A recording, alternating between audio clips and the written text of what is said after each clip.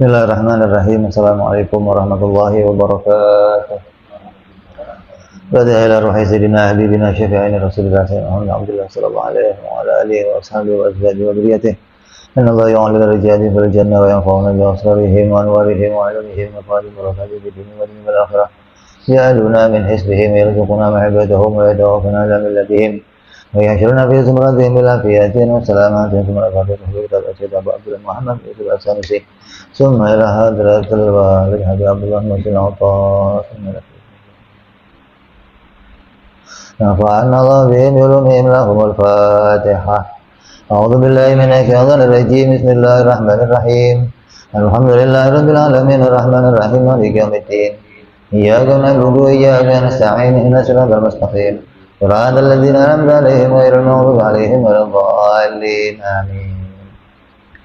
Bismillahirrahmanirrahim. Alhamdulillahirabbil alamin wassalatu wassalamu ala asyrafil anbiya'i wal mursalin sayyidina wa habibina wa syafi'ina wa maulana Muhammadin wa ala alihi wa sahbihi ajma'in. Amma ba'du. Qala musanniful kitab rahimahullah nafa'ana bihi wa bi'ulumihi fid dharain. Allahumma aftah qulubana futuhal arifin wa bihidmatika wansur alaina birahmatika ya arhamar rahimin. Ila anqal. Yang lalu kita sudah selesai membahas sifat mustahil bagi Allah.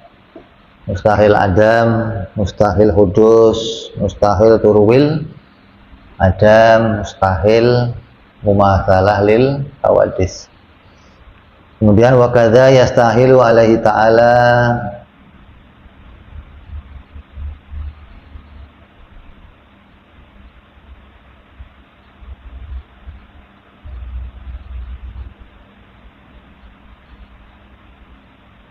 alla yakuna qa'iman bi nafsihi bi ayyakuna sifatan yakum bi mahallin aw yahtaju ila mukhassisin. Mustahil bagi Allah itu zatnya alla yakuna qa'iman bi nafsihi, tidak berdiri sendiri. Mustahil Allah itu zatnya tidak berdiri sendiri.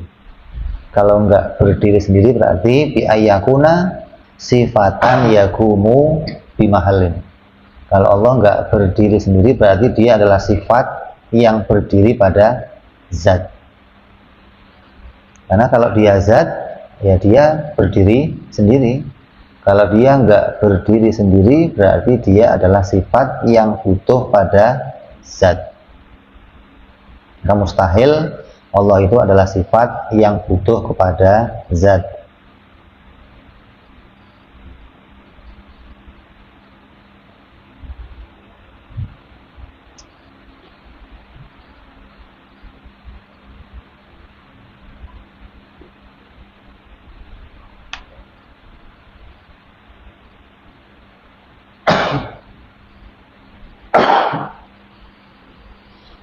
Ini kelaziman namanya, karena yang bisa kita pahami sesuatu itu ya hanya zat atau sifat. Kalau kamu tidak meyakini Allah itu adalah zat, maka akan meyakini Allah itu adalah sifat. Kalau Allah itu sifat, berarti dia akan butuh kepada zat yang lain. Nah, kalau Allah butuh sama zat yang lain, lah yang bikin zatnya siapa? Masa sifat bikin zat mana sih? Kan yang bikin sesuatu itu kan sifat. Yang bikin kan kudrat, iradat, ilmu, hayat itu dalam akal. Ketika dipisah-pisahkan, yang menciptakan adalah kudrat, iradat, ilmu, hayat, satu paket itu namanya. Tapi semua itu ya nggak bisa berdiri tanpa adanya zat. Bagaimana kalau Tuhan sifat kemudian dia bikin zatnya sendiri? yang nggak bisa. Maka Allah itu harus zat. Nggak mungkin Allah itu adalah sifat, yang dia itu harus membutuhkan kepada zat yang lain. Nah, zatnya zat siapa? Oh, zatnya ya zat yang makhluk. Bagaimana Allah yang qadim bikin zat untuk dia berdiri? Ini nggak bisa dipahami akal malah. Jadi wajib Allah itu adalah zat yang nggak butuh pada yang lainnya. Kemudian mustahil pula Au yahtaju ila mukhassisin, atau mustahil Allah itu adalah perkara yang baru, yang dia itu boleh saja mengalami ketiadaan. Oh, Allah itu ya zat, tapi kan zatnya zat yang baru. Kalau zatnya Allah zat yang baru berarti butuh diciptakan.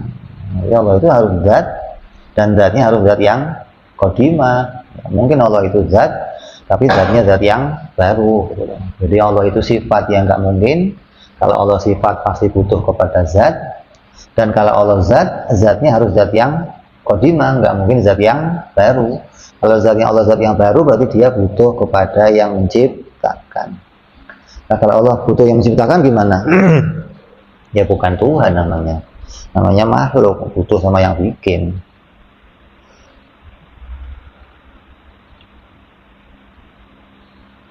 Ini mustahilnya Allah tidak berdiri sendiri, dan mustahilnya Allah butuh sama yang menciptakan. Kalau di dalam takrifnya zat dan sifat, berarti perkataan apa? Bi ayyakuna sifatan yakunu bi mahalin wa yahtaju ila mukhassis itu apa? Yang butuh kepada zat dan butuh diciptakan apa?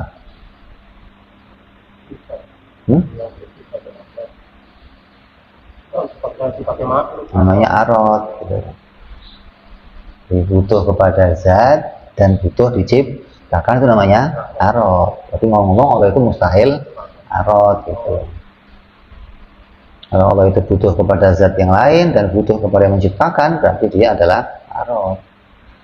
Kan sudah ditakrifkan Allah itu nggak butuh sama zat dan nggak butuh diciptakan. Nah, sifatnya berdiri pada zat dan tidak butuh diciptakan. Zatnya makhluk tidak butuh kepada zat, butuh diciptakan. Nah, yang butuh kepada zat dan butuh diciptakan adalah arad. Yang mustahil Allah itu adalah arad. Itu adalah zat qadimah yang dia nggak butuh diciptakan dan nggak butuh pula pada zat yang lain. Kemudian wa kadza yastahilu alaihi ta'ala alla yakuna wahidan. Mustahil Allah itu tidak esa. Bi ayakuna murakkaban fi dzatihi au yakuna lahu mumathilun fi dzatihi au sifatihi au yakuna ma'ahu fil wujudi mu'athir fi fi'lin minal af'al. Mustahil Allah itu apa? Tidak esa.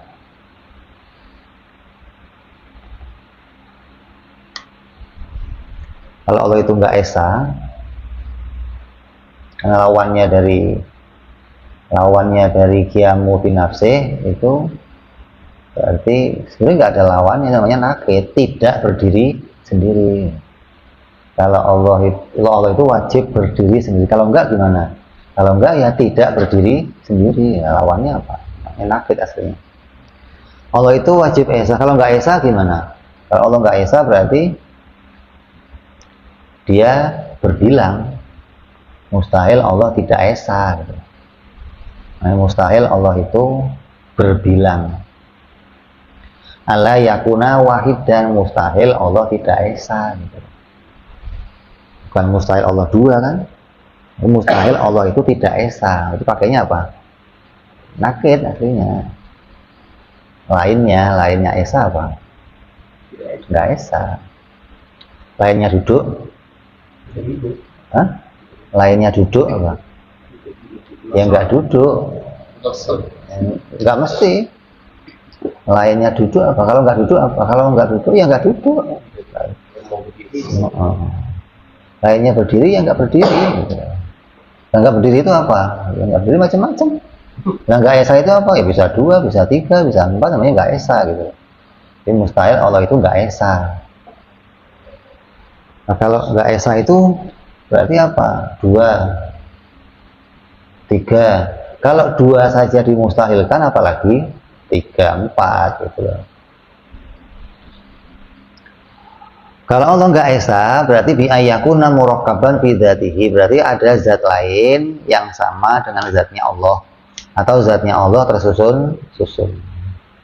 Yang namanya zat yang nggak esa itu gimana? Zat yang nggak esa itu bisa dua kemungkinan, zatnya tersusun-susun atau zatnya ada yang menyamai. Bi ayyakuna murakkaban fi dzatihi au yakuna mumathilan fi dzatihi, atau ada yang menyamai pada zatnya. Tersusun pada zatnya ya berarti nggak esa, ada yang menyamai pada zatnya juga nggak esa. Au sifatihi, maknanya murakkab di dalam sifatnya, sifatnya tersusun dari perkara yang sama, mustahil, berarti nggak esa. Atau zatnya atau sifatnya ada yang menyamai, berarti juga nggak esa. Au yakuna ma'ahu fil wujudi mu'athirin, atau ada yang bersama Allah yang sama-sama ikut menciptakan fi fi'lin minal af'al, atau ada yang bersama Allah di dalam menciptakan sesuatu. Artinya ada sekutu bagi Allah, ada yang membantu Allah menciptakan sesuatu.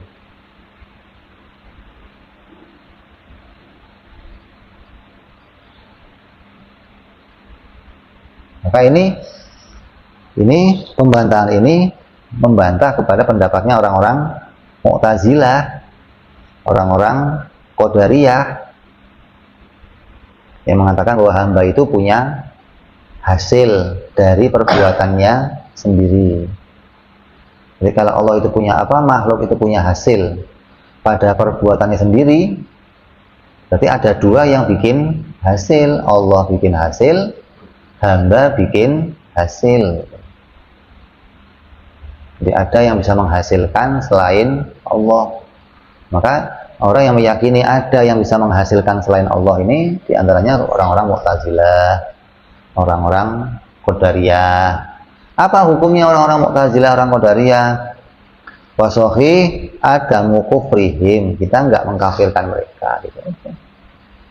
Artinya status mereka itu ya masih meyakini Allah juga yang menciptakan, tapi dengan perantara saya gitu loh. Kekuatannya kekuatan Allah. Kalau Allah mengambil kekuatan saya nggak bisa ngapa-ngapain gitu loh.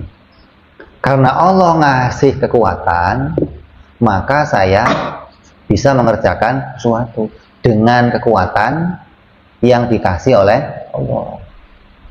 Jadi aslinya mereka masih mengatakan ini sih bikinannya Allah juga sebenarnya, tapi lewat saya gitu aja.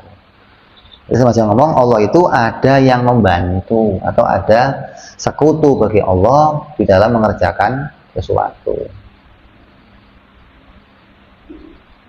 Jadi orang-orang Mu'tazilah mereka mengatakan demikian.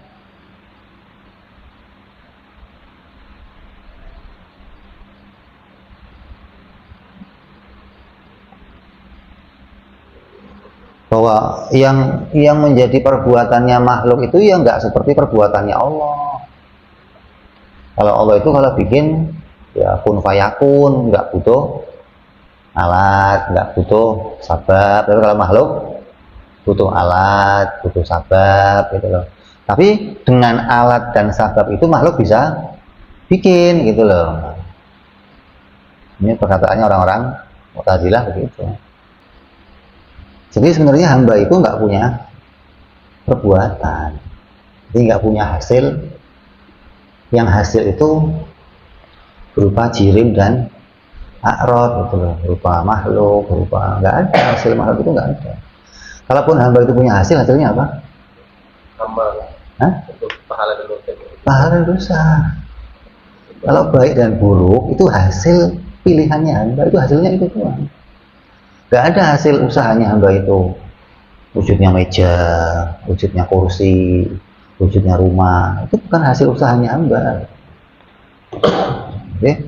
Hasilnya hamba itu misalnya baik atau buruk gitu. Itu hasil pilihannya hamba. Kenapa? Karena yang berkaitan sama hamba itu kamu disuruh milih sesuatu dari hal yang baik atau yang buruk.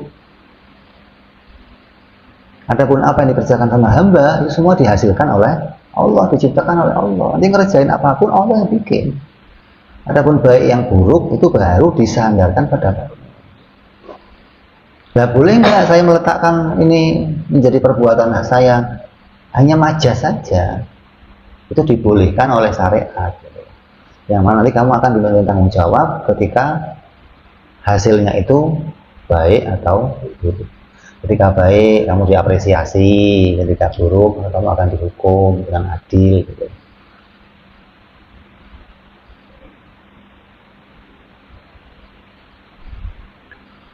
Jadi orang yang mengatakan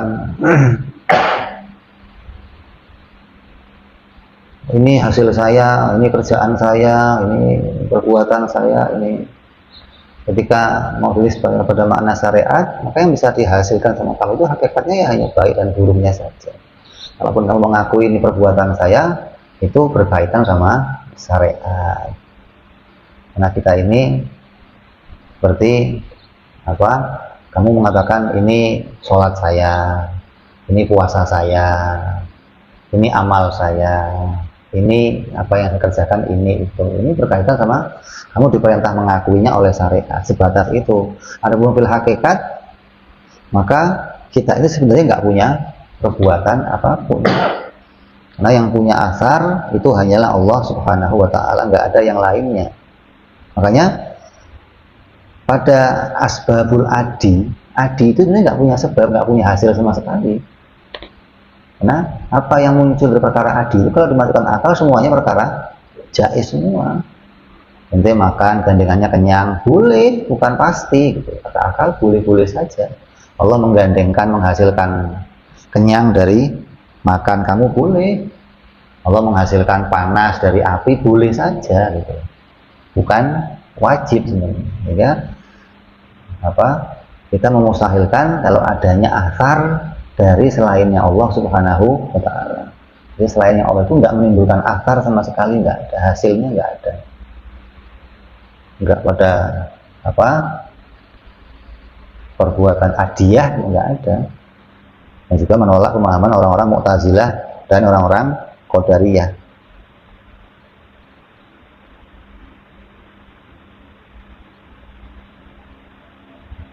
Ini dari ini kan ada empat macam apa keyakinan yang berkaitan sama adanya hasil dari selain Allah. Yang pertama, orang yang meyakini sesuatu itu muncul dari selainnya Allah, muncul dari tabiatnya, maka hukumnya kafir. Pendapatnya orang-orang ateis, orang-orang falasifah yang mengatakan api memang dari dirinya bisa menghasilkan sesuatu, maka hukumnya kafir. Yang kedua, yang meyakini bahwa api itu bisa menghasilkan sesuatu, tapi dengan kekuatan yang Allah ciptakan, Allah titipkan kepada si api, maka hukumnya fasik, hukumnya rusak keimanannya. Karena meyakini adanya Allah dibantu oleh yang lain untuk menghasilkan sesuatu. Yang betul bagaimana? Yang betul ya Allah nggak menitipkan apapun. Yang ketiga ada lagi yang meyakini bahwa Allah itu yang bikin Allah. Tapi kalau Allah mau bikin harus pakai api. Allah mau bikin panas nih, ya harus pakai api. Kalau nggak pakai api, nggak bisa Allah bikin panas. Ini bodoh namanya. Bodoh pada sifat kudratnya Allah. Ya, orang-orang jahil, orang-orang yang nggak pernah mengenal sifat-sifat Allah begitu. Ini yang bikin terbakar siapa? Ya Allah. Tapi kalau Allah mau bikin terbakar gimana? Ya harus pakai api. Nanti orang-orang ini bahayanya gimana? Bahayanya kalau dia menolak perkara-perkara khawarikul adat. Ketika melihat hari kebangkitan, tulang-tulang dibangkitkan, nanti dia akan nolak. Bagaimana mungkin tulang-tulang bisa bangkit jadi manusia lagi? Kalau Allah mau bikin manusia lagi harus bayi lagi, tumbuh lagi gede baru bisa. Kalau tulang jadi manusia lagi nggak bisa.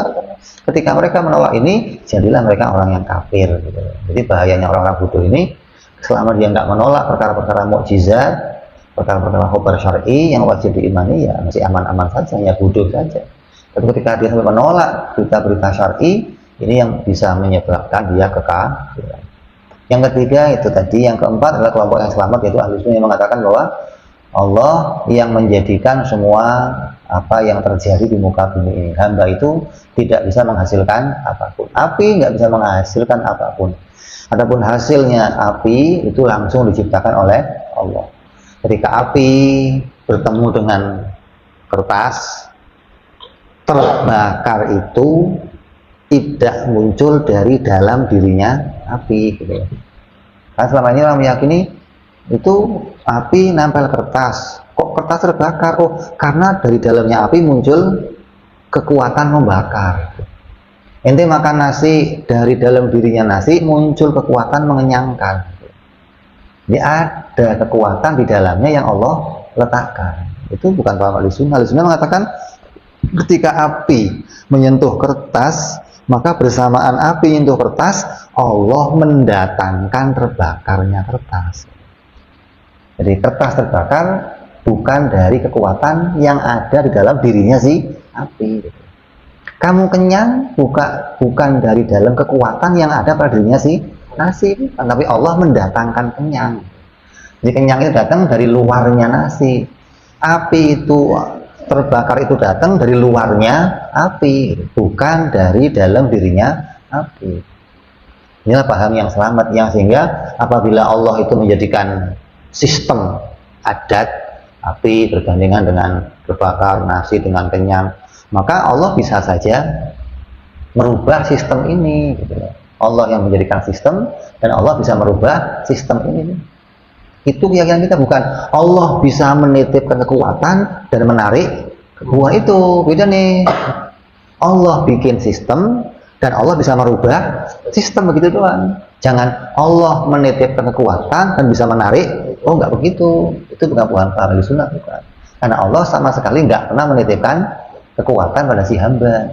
Allah hanya menciptakan sistem hukum adat. Ini sistem yang ada. Batu kamu lempar, jatuh. Itu sistem yang Allah bikin, gitu. Bukan, oh ada kekuatan magnet di bumi yang menarik batu, gravitasi. Itu bukan sistem, bukan kekuatan yang Allah bikin, bukan, gitu. Tapi sistem yang Allah bikin. Allah bisa aja menjadikan sesuatu itu dilempar, tapi nggak turun lagi, boleh aja dilempar naik terus, ya boleh aja. Kenapa? Allah yang bikin sistem, Allah bisa merubah sistemnya, gitu loh. Jadi bukan ada kekuatan yang Allah titipkan dan bisa saja diambil kekuatannya. Itu bukan pahamnya Ahlussunnah wal Jamaah. Jadi seringkali orang salah paham itu karena melihat apa yang terjadi pada Nabi Allah Ibrahim alaihissalam. Ketika Nabi Ibrahim dilempar ke api, Allah mengambil kekuatannya si api, hingga api nggak bisa membakar. Bukan begitu, bukan. Tapi sistemnya dirubah oleh Allah. Yang tadinya api bergandengan dengan panas, api digandengkan dengan dingin oleh Allah. Bukan kekuatannya api diambil, bukan. Kan kalau secara adat, kalau Nabi Ibrahim alaihissalam itu dibakar, apinya punya kekuatan membakar, kemudian panasnya api itu kekuatannya diambil, harusnya semuanya merasakan dingin, semuanya nggak kepanasan, gitu dong. Nyatanya yang di dalam jauh. nggak jauh, semuanya panas, gitu loh. Nabi Ibrahimnya dingin, gitu. Jadi api ini panas apa dingin sebenarnya? Panas dingin. Jadi api Nabi Ibrahim itu panas apa dingin? Tergantung orang itu. Gitu loh. Allah bikin sistem itu, gitu loh. Pada ente Allah jadikan panasnya, pada Nabi Ibrahim Allah bikin dinginnya. Enggak dari api, enggak sama sekali, enggak ada, gitu loh. Apinya enggak bikin apa-apa, enggak. Tapi Allah yang bikin panas pada yang di luar, Allah bikin dingin yang di dalam, gitu loh. Hah? Nah, iya dong. Apinya nggak ngerjain apa-apa, enggak, gitu. Jangan dikira, oh, api itu diambil kekuatannya juga nggak bisa bikin panas. Kalau nggak bisa bikin panas semuanya nggak panas dong. Main-main api, wujud api antik nih nggak bisa bikin. Oh, itu kan nyatanya nggak begitu. Mereka menjauh dari api. Jadi karena saking gedenya api pada masa itu, orang jauh semua, panasnya berasal dari jauh. Tapi Nabi Ibrahim kedinginan. Itu api itu panas apa dingin sebenarnya? Gitu loh. Ini sakit. Ya, jadi kita meyakini bahwa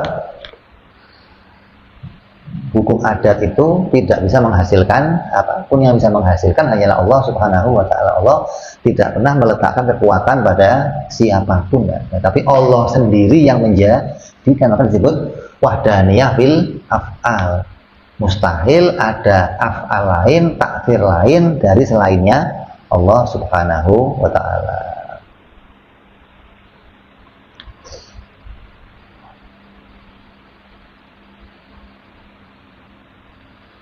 Terus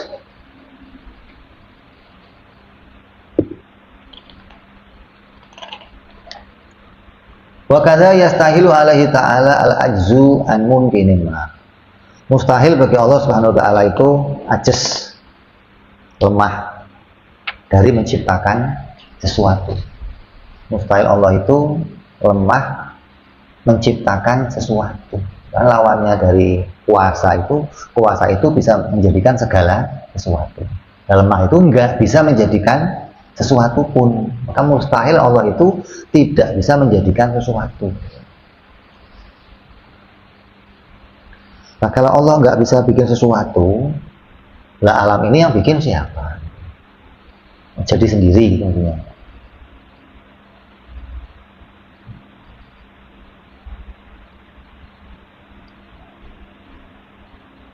Makanya kita meyakini bahwa ajiz itu sifat yang menjadi lawannya sifat kudrat. Karena lawannya ma'ani itu apa? Ya ma'ani lagi gitu loh. Lemah itu sifat gitu loh. Kuasa itu sifat. Kalau Allah nggak bersifat kuasa, berarti bersifat lemah. Lemah itu sifat yang ada pada sesuatu dat. Maka kalau Allah lemah, berarti tidak bisa menjadikan sesuatu pun. Al-ajzu an mumkinin ma, dari menjadikan satu perkara mungkin. Allah mustahil, lemah, tidak bisa menjadikan sesuatu pun.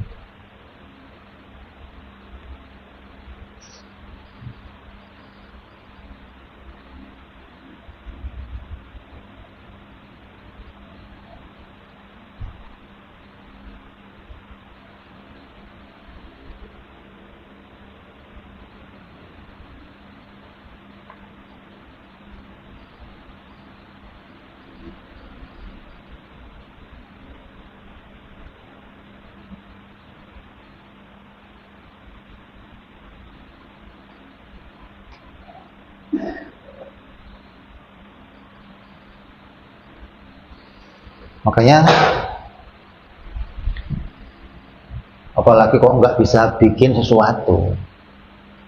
Ada satu hal saja yang Allah nggak bisa bikin, itu mustahil. Jadi ada yang namanya orang yang lemah, ada orang yang terikat. Bedanya apa? Orang lemah itu nggak bisa ngapa-ngapain. Kalau terikat, Tapi enggak batas. Ini bisa ngapa-ngapain, tapi batas tidak. bisanya apa? Jangan doang. Bisanya apa? Oh, bener dong. Bisanya satu hal doang. Kalau dia diikat berdiri, bisanya berdiri doang. Itu dong. Kalau kita duduk, ya duduk doang. Kalau lemah, nggak sama semuanya. Allah itu mustahil terikat. Oh, Allah nggak bisa bikin yang ini. Kenapa sudah ada aturan? Allah terikat oleh aturan juga mustahil. Kayak Allah itu nggak bisa masukin orang yang iman ke dalam neraka. Berarti Allah terikat dong begitu loh. Nggak bebas dong Allah itu gitu loh. Atau Allah nggak bisa masukin orang yang maksiat ke dalam surga. Bisa, bebas bagi Allah gitu loh. Mau bikin orang maksiat masuk surga, mau taat masuk neraka, bebas, nggak ada keterikatan bagi Allah. Sampai ada di antara perkataan Imam Ghazali yang ngomong apa? Allah itu nggak bisa bikin yang lebih baik dari alam ini. Allah itu nggak bisa bikin yang lebih baik dari alam ini. perkataan itu diproses oleh ulama. Loh, kalau Allah nggak bisa bikin yang lebih baik, berarti Allah lemah dong. Kayaknya Allah hanya bisa bikin ya segini aja, ini udah gitu loh. Nggak bisa bikin yang lebih mentok gitu loh. Kata Ghazali, oh nggak begitu. Maksud saya, yang lebih baik itu nggak diirodah oleh Allah. Maknanya Allah nggak bikin yang lebih baik dari ini, enggak. Tapi kalau Allah mau, ya bisa aja bikin yang lebih baik gitu loh. Tapi yang lebih baik dari ini nggak dibikin oleh Allah. Nggak dibikin itu bukan berarti nggak bisa bikin gitu loh. Allah itu nggak bikin yang lebih baik dari ini, bukan nggak bisa bikin. Kayak Allah bikin alam yang tanahnya dari berlian. Allah bikin baju kamu semua dari sutra. Allah bikin wanita secantik bidadari semua. Di dunia nggak ada begitu kan?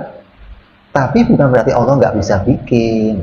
Jadi, kalau Allah mau, ya bisa. Kenapa? Karena itu masih masuk perkara yang mungkin. Jadi apapun yang mungkin terjadi itu bisa diciptakan oleh Allah. Ini yang dimaksud dari mustahilnya Allah itu lemah.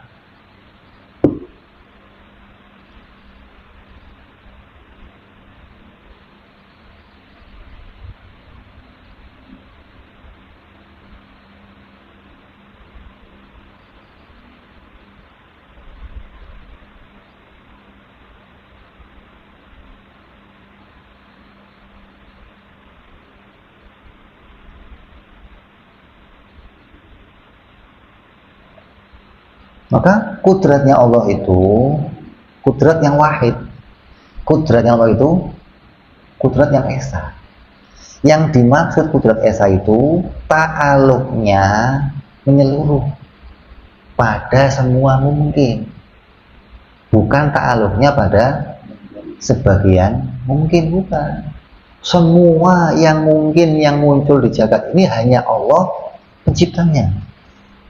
Allah sendiri ngomong walillahi ma fis samawati wa ma fil ardi, dan milik Allah lah segala yang di langit dan di bumi. Ini semua milik Allah. Gak ada yang bikin ini selain Allah, gak ada gitu. Makanya di Quran itu banyak Allah ngerosting ya, ngerosting para penyembah-penyembah selain Tuhan yang mengatakan, "Lah Bu ente itu kalau mau milih Tuhan yang rada keren dikit." Maksudnya apa? Paling enggak ya dia punya ciptaan lah, bumi lain, langit lain. Oh, ente milih Tuhan di bumi saya, di langit saya, kan aneh. Ini kan ini yang bikin langit bumi saya. Tapi ente bikin Tuhan yang dia itu ada di bawah langit saya, di atas bumi saya. Kok ente nggak keren banget gitu loh. Ya mikir loh. Sama-sama ente itu milih Tuhan, bukan dipilih jangan di bumi saya. Paling enggak dia punya ciptaan lah, atau paling enggak punya andil, ikut bagian dari yang saya bikin. Oh enggak, saya ikut bikin sungainya namanya, atau saya ikut bikin airnya. Ente nggak ada yang andil, semua yang bikin saya gitu loh. Kok ya ente punya kepikiran loh, Tuhannya ini, Tuhan ini. Kok aneh, itu Allah roasting. Nggak keren banget ente itu. Ini ketika Nabi Musa ditanya Fir'aun, apa Musa, Tuhan kamu siapa? Tuhan saya yang bikin, yang merajai langit, yang merajai bumi dan merajai langit. Oh gitu, kata Fir'aun apa? Kalau yang merajai bumi, saya nggak pernah lihat Tuhan lain selain saya. Di bumi Tuhannya saya. Nah, di langit, kalau Tuhan kamu di langit, saya akan menyuruh Haman bikin piramid. Nanti saya akan naik ke piramid yang paling tinggi, saya mau lihat Tuhan kamu ada nggak di langit. Kalau nggak ada, ente bohong berarti. Di langit nggak ada Tuhan. Tuhan hanya saya. Karena jurus ini nggak bisa matahin Fir'aun, wah ini saya pakai jurus ini nggak berhasil, maka Musa pakai jurus yang lain. Siapa Tuhan kamu Musa? Tuhan saya adalah yang menuhani kamu dan menuhani bapak-bapak kamu. Gak pakai penguasa langit dan bumi, tapi yang menuhani kamu dan bapak-bapak kamu. Kalau memang kamu Tuhan, bapak-bapak kamu Tuhannya siapa?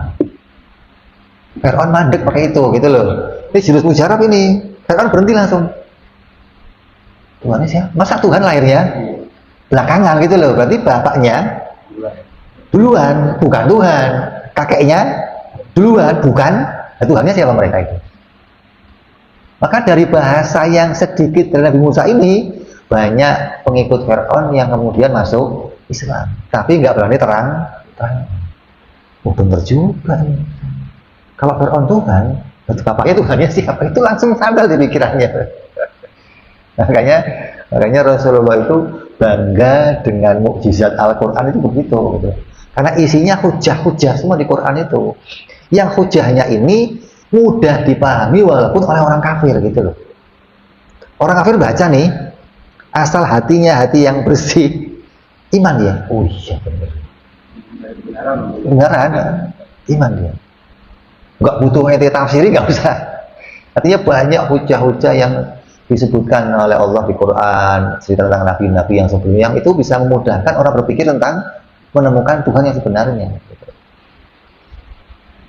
Kan diceritakan banyak kan di antara orang kafir yang hanya dengan baca Quran masuk Islam. Di antaranya siapa? Sayyidina Umar. Hanya dengar ayat Quran masuk Islam. Banyak lagi. Kalau ada orang ngomong, oh mukjizatnya orang lain, nabi lain lebih hebat, kayak kata siapa itu? Kata Panji siapa itu?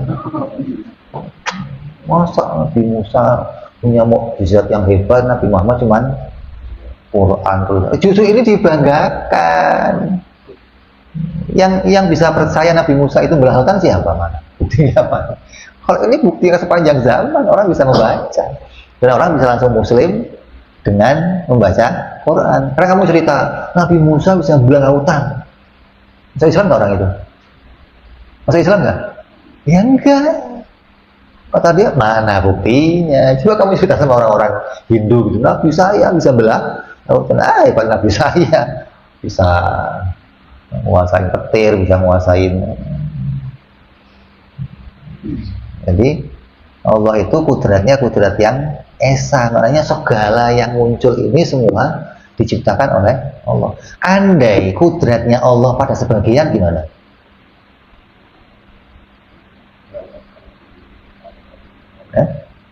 Andai kudratnya Allah hanya menciptakan sebagian alam gimana?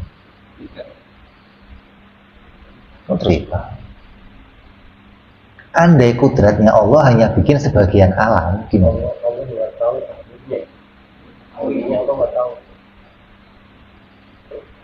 Berarti dia lemah.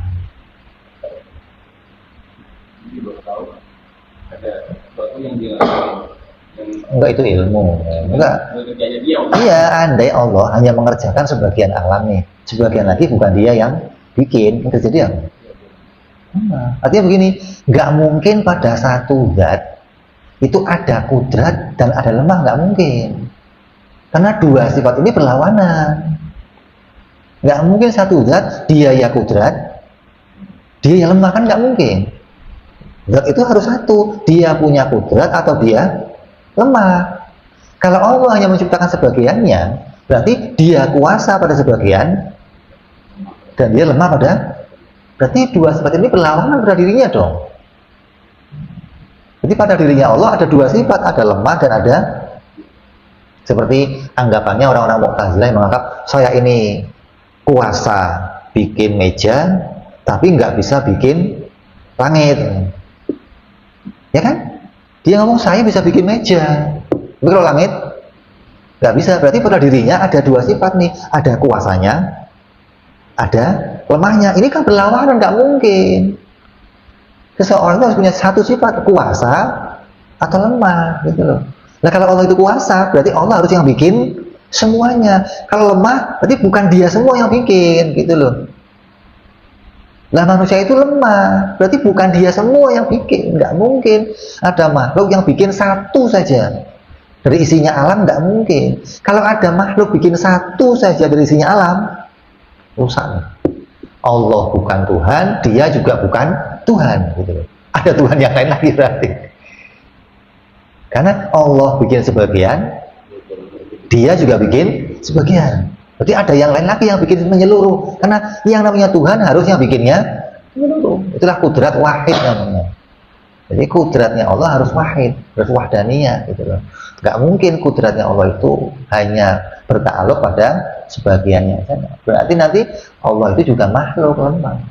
Gak mungkin dia yang maha kuasa. Yang maha kuasa itu harus menguasai semuanya, bukan sebagiannya saja. Jadi nggak mungkin Allah itu al-ajzu an mumkinin ma. Hah? Kenapa?